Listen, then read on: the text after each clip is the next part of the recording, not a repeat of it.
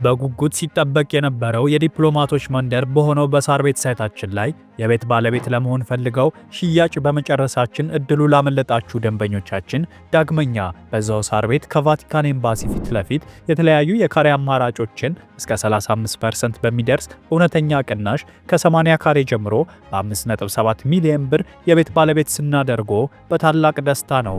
በተጨማሪም ቤተ መንግስት አቅራቢያ ያደረገውና የብዙሃኖች ትዝታ በያዘው በአቧሬ አዲሱ ሳይታችን ላይ ከባለ አንድ መኝታ ጀምሮ የመኖሪያ ቤቶችንና የንግድ ሱቆችን ደግሞ ከፈለጉ በኢንዱስትሪ መንደር በሆነው በገላን ባወጣረው ትልቅ የገበያ ማዕከላችን ላይ በጠቅላላ ዋጋ ከ2.6 ሚሊዮን ብር ጀምሮ የሱቅ ባለቤት ይሁኑ። ያለን ቦታ ውስን በመሆኑ እንዳያመልጦ። ለበለጠ መረጃና ለሳይት ጉብኝት ከታች በምናስቀምጠው ስልክ ይደውሉ።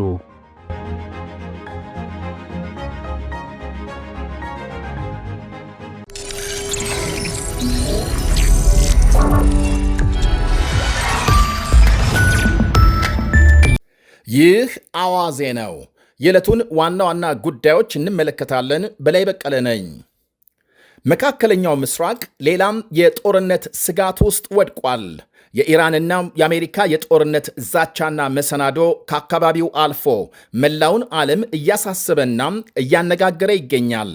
አሜሪካም ከባድ የተባለ ወታደራዊ እርምጃም ኢራን ላይ ለመውሰድ ከጫፍ መድረሷን ተከትሎ የኢራን መሪዎች የሀገሪቱ ጦር በተጠንቀቅ እንዲቆም በማድረግ እስከ ደም ጠብታ እንዋጋለን የሚል ተደጋጋሚ ዛቻ እያሰሙ ነው።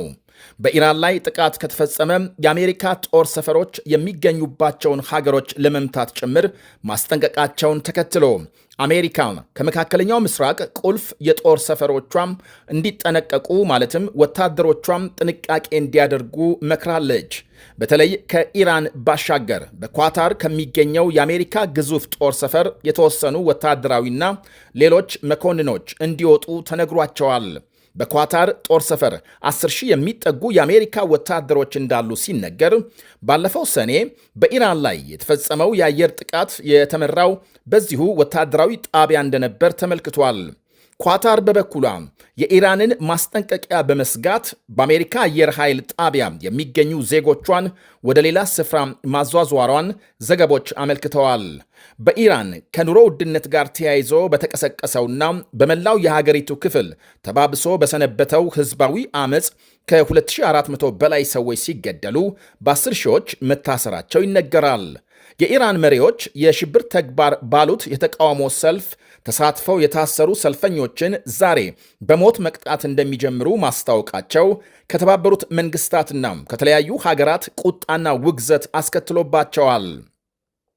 ይሄ ዜናም አየር ላይ እስከዋለበት ጊዜ ድረስ ተፈጻሚ መሆኑ ያልታወቀም ኤርፋን ሶልታኒ የተባለም የ26 ዓመት ወጣት ዛሬ በሞት እንደሚቀጣ ዘመዶቹ ለቢቢሲ ፐርሺያ ቋንቋ ገልጸዋል። ተይዞ የታሰረው ባለፈው ሳምንት ሲሆን የኢራን ፍርድ ቤት በ2 ቀን ችሎት በሞት እንዲቀጣም እንደወሰነበትና ቅጣቱ ተፈጽሞበት ይሁን ምላሽ ያገኙት ወይም ደግሞ ምንም ያገኙት ምላሽ ወይም መረጃ እንደሌለም አመልክተዋል። የሕግ ባለሙያ የሆነችው እህቱ ጣልቃ ገብታም ጉዳዩን ለመያዝ ብትሞክርም ምንም አይነት ክርክር የማይደረግበት እንደሆነም ተነግሯታል። ሞት የተፈረደባቸው እስረኞች ቅጣቱ ከመፈጸሙ በፊት ከቤተሰብ ጋር የሚያወሩበት የመጨረሻ ዕድል እንደሚሰጣቸውና የኤርፋን ዘመዶችም ይሄው ስለተነገራቸው በተስፋም እየጠበቁ መሆናቸውን ገልጸዋል። ከታሰረ ጀምሮ አግኝተውት እንደማያውቁ የኢራን መሪዎች የታሰሩ ሰልፈኞችን በሞት እንቀጣለን ማለታቸው በርካታ ሀገሮችን ማስደንገጡ ሲነገር፣ ፕሬዝዳንት ትራምፕ ጠንካራ እርምጃ እንደሚወስዱ ሲያስጠነቅቁ የተለያዩ ሀገሮች የኢራን አምባሳደሮችን አስጠርተው ማናገራቸው ታውቋል። የተባበሩት መንግስታትም በኢራን መንግስት ውሳኔ ክፉኛ መደንገጡን ሲገልጽ በአሜሪካና በኢራን መካከል ሊደረግ የነበረ የዲፕሎማሲ ግንኙነት እንዲቋረጥ መደረጉን ተከትሎ በኢራን ያሉ የህንድና የበርካታ ሀገራት ዜጎች ኢራንን ለቀው እንዲወጡ ተነግሯቸዋል። የእስራኤልና የአረብ ሀገሮች ባለሥልጣናት በኢራን ያለው ሁኔታ እስኪለይለት የአሜሪካ መንግስት ወታደራዊ ዘመቻውን እንዲያዘገይ መጠየቃቸው ተሰምቷል። ቢያንስ የቴሄራን አገዛዝ በሚገባ እስከሚዳከም መጠበቅ እንደሚያስፈልግ የአሜሪካው ኤንቢሲ ቴሌቪዥን ባለሥልጣናቱን ጠቅሶ ዘግቧል። ባለሥልጣናት ምክር አዘል መልእክታቸውን ያስተላለፉት ካለፉት ጥቂት ቀናት ወዲህ የአሜሪካ ፖለቲካና ወታደራዊ መሪዎች በኢራን ላይ ስለሚወሰድ እርምጃ መምከራቸውን ተከትሎ ነው ተብሏል። ባይሆን አገዛዙን ለማዳከምና ሰልፈኞችን ለመደገፍ ሌሎች አማራጮችን መጠቀም አዋጪ እንደሆነ አመልክተዋል። ለአብነትም ኢራናውያን የተዘጋባቸው የግንኙነት መስመር እንዲመለስ ድጋፍ መስጠት፣ በአገዛዙ የኢኮኖሚ ማዕቀቦችን ማጥበቅ፣ የሳይበር ጥቃት ወይም ከፍተኛም የአገዛዙን መሪዎች እየለዩ መምታት እንደ አማራጭ መቅረባቸውን ዘገባው አመልክቷል። አንድ የአረብ ባለሥልጣን እንደውም ለጊዜው አሜሪካ በኢራን ላይ ለምትፈጽመው ጥቃት ከጎረቤቶቿም ብዙም የጋለ ድጋፍ እንደሌለ ሲገልጹ፣ ሌሎች ደግሞ በአሜሪካና እስራኤል የሚወሰድ እርምጃም ኢራናውያንን አንድ እንዲሆኑ ሊያደርጋቸው ይችላል ሲሉ የዘመቻውን መዘግየት ጠቀሜታም አብራርተዋል። ሳውዲ አረቢያም፣ ኦማንና ኳታር በኢራን የመንግሥት ለውጥ ማድረግ ሀገሪቱን ወደ ሌላ የውስጥ አለመረጋጋት ሊከታት እንደሚችልና የነዳጅ ገበያውን ያቃውሳል የሚል ስጋት እንዳላቸው ለዋሽንግተን ገልጸዋል። የሳውዲ ባለሥልጣናት በማንኛውም የአሜሪካ ዘመቻ ሀገራቸው እንደማትሳተፍና የአየር ክልላቸውን ለአሜሪካ ድብደባ እንደማትፈቅድ ለቴሄራን መንገራቸውን ዘገባው ጨምሮ አመልክቷል። ይሄ የሳውዲ ባለሥልጣናት ምላሽ ቴሄራን ከሳውዲ አረቢያም እስከ ኤምሬትስና ቱርክ የአሜሪካ ጦር ሰፈሮች ያሉባቸውን ሀገሮች እንደምትመታ ማስጠንቀቋን ተከትሎ የተሰማ ነው። ትራምፕ ግን ኢራን ያሰረቻቸውን ሰልፈኞች መስቀል ከጀመረች እርምጃ እንደሚወስዱ አስጠንቅቀዋል። እርዳታ እየመጣ ነው የሚለውን ለኢራናውያን የላኩትን የትላንቱን መልእክታቸውን ዛሬም ደግመውታል።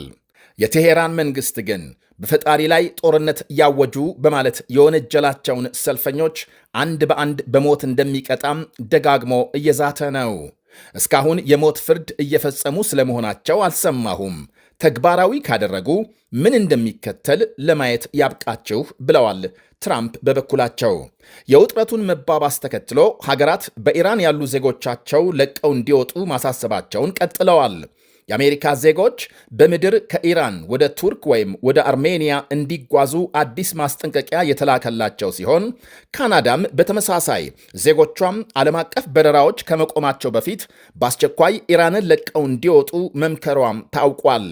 በረራ ከቆመም በመኪና ወደ ቱርክና አርሜኒያ እንዲሻገሩ፣ ጀርመንና አውስትራሊያም ዜጎቻቸው በቶሎ ከኢራን እንዲወጡ አለዚያም የዘፈቀደ እስር ሰለባ እንደሚሆኑ አስጠንቅቀዋል። መቆየት ከመረጣችሁ ለሚደርስባችሁ ኃላፊነቱን ትወስዳላችሁ ብለዋል።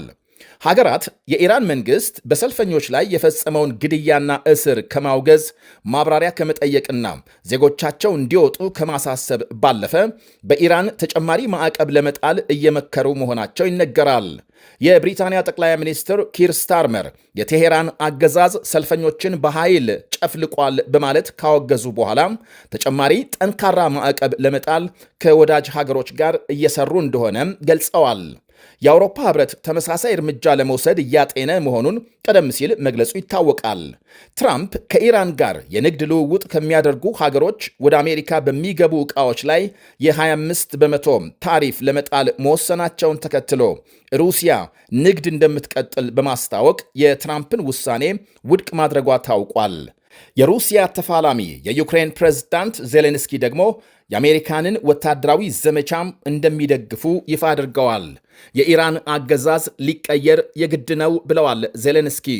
ፈረንሳይ በበኩሏም በኢራን የኢንተርኔት አገልግሎት ለመቀጠል ሁኔታዎችን እያጠናች መሆኗን አስታውቃለች።